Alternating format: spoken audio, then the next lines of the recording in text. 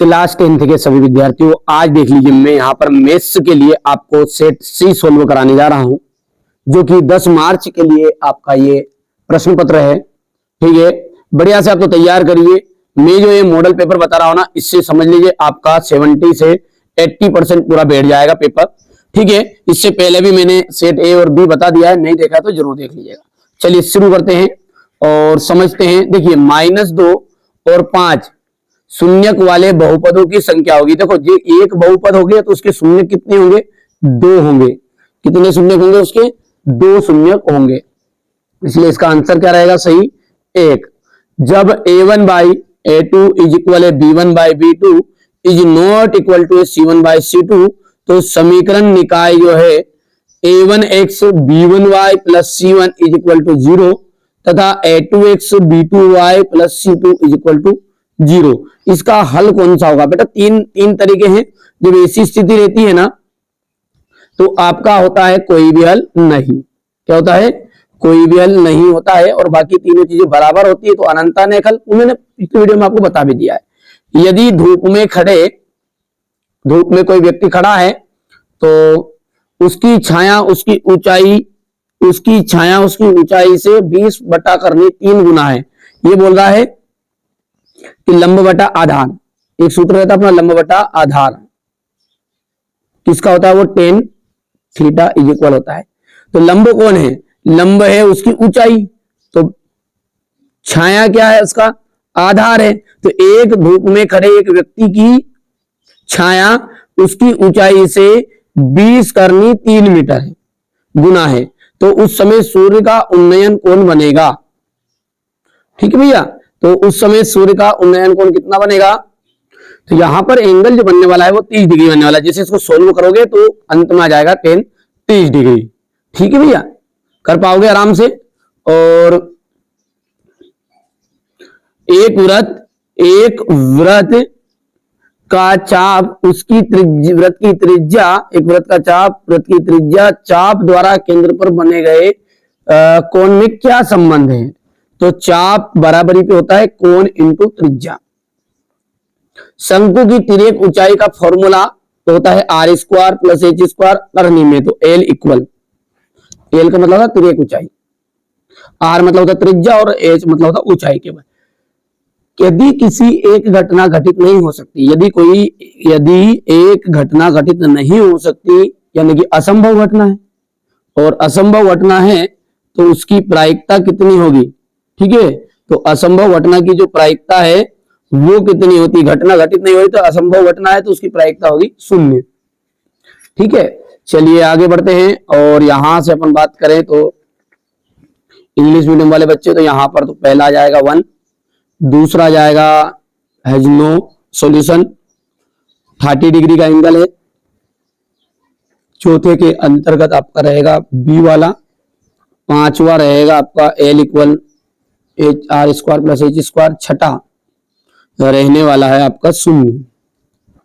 ठीक है, चलिए आगे बढ़ते हैं और स्थान को समझते हैं। यदि कोई संख्या p बटा q है जहां p और q परस्पर अभाज्य पूर्णांक है तथा q is not equal to 0, तो यहां पर देखो, जहां पर p बटा q बता रहा है तो वो संख्या कौन सी? परिमेय संख्या है। कौन सी है? परिमेय संख्या। वर्ग समीकरण में ax² plus bx plus c is equal 0 में विविक्त कर होता है d इक्वल होता है b² माइनस 4ac। समांतर श्रेणी के पद उसके पूर्ववर्ती पद में अंतर। समांतर श्रेणी के पद का उसके पूर्ववर्ती मतलब, मान के चलो लिस्ट एक तैयार है, लिस्ट में लिखा हुआ है 2, 4, 6, 8, 10, तो ये समांतर श्रेणी में 8 है। इसके आगे वाला जो पद है मतलब निकल गया जो 6, तो इसमें से अंतर, दोनों का अंतर जो है वो क्या कहलाएगा? तो वो अंतर क्या कहलाएगा? सार्व अंतर ही तो कहलाता है, सार्व अंतर। सभी त्रिभुज कैसे होते हैं? सभी त्रिभुज होते हैं बाहु, सभी समबाहु त्रिभुज कैसे होते हैं? समबाहु त्रिभुज समरूप होते हैं। सभी समबाहु त्रिभुज समरूप होते हैं। किसी बिंदु की एक्स अक्ष से दूरी, ध्यान देना, एक्स अक्ष से दूरी, तो वो कहलाएगी आपकी कोटि। क्या कहलाएगी? कोटि या वाई निर्देशांक। याद रहेगा, एक्स अक्ष है तो वाई निर्देशांक कहलाएगा, और वाई निर्देशांक को कोटि भी कहते हैं। दोनों में से कोई भी एक दो। यदि किसी वृत्त की स्पर्श रेखा उसे कितने बिंदुओं पर प्रतिच्छेद करती है? तो ये आपका कोई वृत्त है, और स्पर्श रेखा इधर से निकाल लो या इधर से निकाल लो, ये मैंने स्पर्श रेखा ली। कितने बिंदु पर प्रतिच्छेद कर रही है? केवल एक बिंदु पर।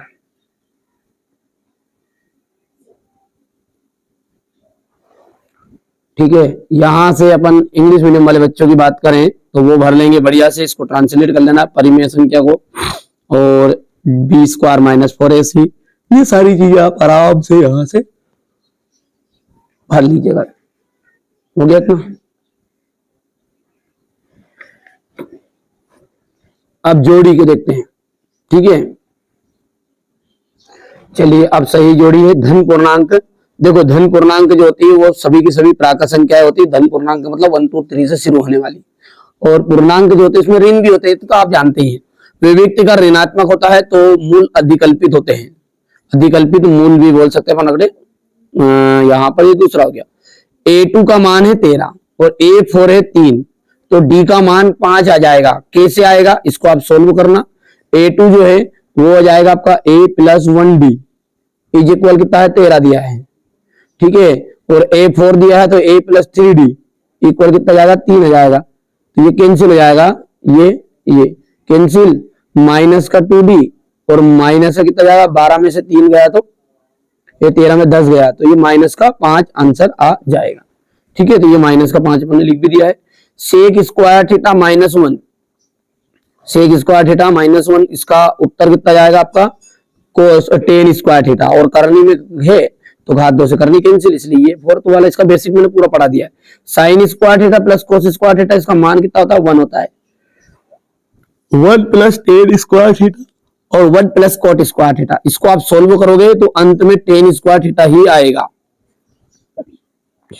इसको सोल्व करोगे तो देखो 1 + टेन को अपन लिख सकते हैं साइन स्क्वायर ए बट्टा कोस स्क्वायर ए, और यहां से 1 + टेन कोट स्क्वायर, तो 1 + कोस स्क्वायर ए लिख सकते हैं इसको, बटा साइन स्क्वायर ए लिख सकते हैं। इसको आगे जैसे सोल्व किया तो ये तो हो गया, देखो स्क्वायर आएगा। तो cos square plus sine square, ये देखो cos square plus sine square, तो 1 हो गया ये तो दोनों मिलके। चलो मैं लिख के बता देता हूँ, कोस स्क्वायर ए प्लस साइन स्क्वायर ए बटा में कोस स्क्वायर ए, और ये इधर करेंगे तो इसका जाएगा साइन स्क्वायर ए प्लस कोस स्क्वायर ए, और बटे में जाएगा साइन स्क्वायर ए। कोस प्लस साइन का मान जाएगा 1 बटा कोस स्क्वायर है, और ये जाएगा 1 बटा साइन स्क्वायर है। जब इसको पलटी करोगे तो ये साइन बटा कोस आ जाएगा, और उत्तर आ जाएगा अंत में आपका टेन स्क्वायर। कर पाओगे? चलिए, इसी तरीके से हमारे इंग्लिश मीडियम वाले बच्चों का तो नंबरिंग कर देता हूं मैं। ये 4th वाला है, ये 5th है नेचुरल नंबर, ये 1, और ये आपका 3 टेन स्क्वायर वाला छठा है, और ये दूसरा है। कर पाएंगे? इसके बाद में अपन आगे देखते हैं। तो अगला क्या है हमारा, क्या x + 1 की घात 2 बराबर पे 2 ब्रैकेट में x - 3 एक द्विघात समीकरण है। इसको सोल्व करना बेटा है ना। इसको सोल्व कैसे करोगे? इन दोनों का आप गुना करोगे। ठीक है, तो इसको x² + 1x + 2x ऐसा आ जाएगा। ये सबको आता भी है तो अपन यस कर देंगे। इसमें ये बात क्या है? हाँ, ये द्विघात समीकरण है। बिंदु x1 y1 एवं x2 y2 के मध्य बिंदु के निर्देशांक लिखिए। मध्य बिंदु के निर्देशांक आपको बताने हैं। तो मध्य बिंदु का सूत्र है x1 + x2 y2, y1 + y2 बटा 2। ठीक है भैया, चलिए आगे देखते हैं। थेल्स प्रमेय का कथन। तो ये तो आपको लिख लेना है, बहुत लंबा चौड़ा है तो यहाँ पे नहीं घुमाएगा। दृष्टि रेखा की परिभाषा लिखनी है, तो वस्तु और हमारी आंख को मिलाने वाली रेखा, वस्तु एवं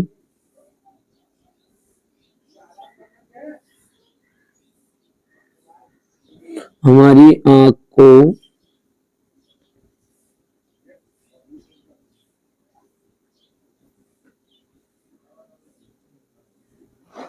मिलाने वाली रेखा दृष्टि रेखा कहलाती है। किसी वृत्त पर कितनी स्पर्श रेखाएं खींची जा सकती हैं? तो देखो कोई वृत्त है, ये वृत्त है, उसने बोला एक बिंदु नहीं बोला है, उसने पूछा कोई वृत्त पर कितनी, तो यहाँ भी खींच सकते हैं, यहाँ भी खींच सकते हैं, यहाँ भी, यहाँ भी, यहाँ भी, यहाँ भी, कितनी मन चाहे जितनी खींच दो, तो अनंत अनंत स्पर्श रेखाएं खींच सकते हैं।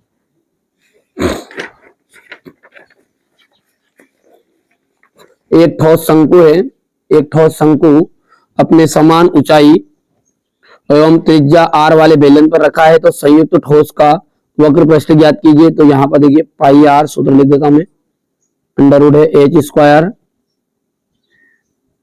प्लस r स्क्वायर प्लस 2 पाई r एच। ये इंग्लिश मीडियम वाले बच्चे भर लेंगे बढ़िया से, है ना, उधर से भरा जाएगा, कोई दिक्कत नहीं है। समांतर श्रेणी में किन्हीं दो पदों का अंतर सार्वंतर कहलाता है। किन्हीं भी दो पदों का अंतर तो असत्य बात ही है ना, क्यों? क्योंकि ये क्या है आपका सार्वंतर, ठीक है। पदों का अंतर बीच में हो सकता है कि कोई भी दो पद थोड़ी है, हो सकता है ये जैसे लिस्ट लिखे अपने 2 4 6 8 10, अब ये 10 में से 8 घटाओगे 2 आएगा, 8 में से 6 घटाओगे 2 आएगा, 6 में 4 घटाओगे 2 आएगा, 4 में 2 घटाओगे 2 आएगा, यानी सार्वंतर 2 है इसका। लेकिन यदि मैं कहूंगी 10 में से 4 घटा लो तो 6 आ जाए, तो ये फिर ऐसा थोड़ी हो, इसलिए ये बात होगी आपकी असत्य, ठीक है, ठीक है। अब अगला देखिए, यदि त्रिभुज की संगत भुजाएं अनुपातिक हो तो त्रिभुज समरूप नहीं होते हैं। तो ठीक है, देखो संगत भुजाएं अनुपातिक हो तो त्रिभुज समरूप होंगे, तो ये आपका हो जाएगा असत्य, ठीक है भैया। 3,0 और 0,4 के बीच की दूरी 5 इकाई है, तो ये आपका सत्य हो जाएगा। लघु वृत्तखंड का क्षेत्रफल इक्वल होता है संगत त्रिज्यखंड का क्षेत्रफल माइनस संगत त्रिभुज का क्षेत्रफल, बिल्कुल ये बात भी आपकी सत्य है, ठीक है। किसी बारंबारता बटन में किसी वर्ग की संचयी बारंबारता को उस वर्ग के पहले वाले सभी वर्ग की बारंबारता का योग होती है, तो ये भी आपका सत्य रहेगा, ठीक है। अंतिम यदि अपन देखते हैं, यदि किसी फलक को पासे को फेंकते हैं, उसके फलक पर 7 आने की प्रायिकता 0 होगी, तो भैया यही सही बात है। क्यों? क्योंकि पासे में 7 अंक नहीं होता, और तो 7 अंक नहीं तो भैया प्रायिकता कहां से आ जाएगी, तो ये भैया ट्रू फाल्स की बात करें तो ये आपका फाल्स है पहला, दूसरा जो है वो भी फाल्स है, तीसरा जो है वो ट्रू है, चौथा, पांचवा, छठा सभी ट्रू है, फिर ये ट्रू, ये भी ट्रू, ये भी ट्रू, ठीक है। ये यहां से अपन क्वेश्चन देखते हैं बेटा ना, आपका क्या करना है, रिसेंट वीडियो को जरूर देखना, एक लॉन्ग वीडियो बना दूंगा, उस लॉन्ग वीडियो को जरूर देखना। और हाँ, पेड एप्लीकेशन में अभी तक नहीं जुड़े तो एप्लीकेशन में जुड़ जाओ। कहाँ पे मिलेगा ये चीजें? अपनी एप्लीकेशन है पर्सनल, वहां पे बेटा ऐसी चीजें जो 100% कुछ चीजें ऐसी होती है यहाँ यूट्यूब पे नहीं बता सकते, ठीक है, वहां पे मिलेगा। अभी सारा काफी ही होता है समझदार के लिए, बाकी आपकी मर्जी, बाकी फ्री कंटेंट में दे रहा हूँ, इनको भी कर लोगे तो यार पक्का है कि आपको 60-70% आराम से बन जाएगी। बाकी वहां जुड़ोगे तो प्रॉपर चीजें कम समय में जानता चीजें मिलने वाली है। ये क्वेश्चन नंबर 9 हो गया।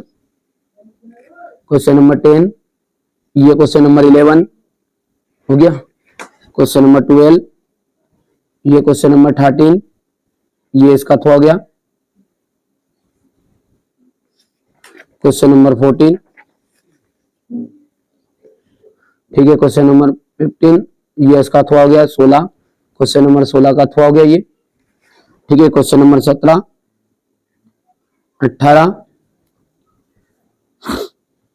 18 का थुआ,